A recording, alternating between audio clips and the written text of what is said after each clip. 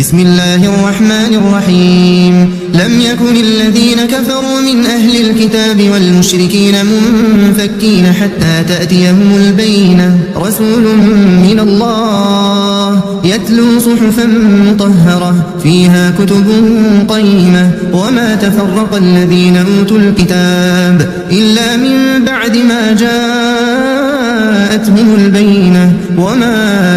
أمروا إلا ليعبدوا الله مخلصين له الدين حنفاء ويقيموا الصلاة ويؤتوا الزكاة وذلك دين القيمة إن الذين كفروا من أهل الكتاب والمشركين في نار جهنم خالدين فيها أولئك هم شر البرية إن الذين آمنوا وعملوا الصالحات أولئك هم خير البرية جزاؤهم عند ربهم جنات عدن تجري من تحتها الأنهار خالدين فيها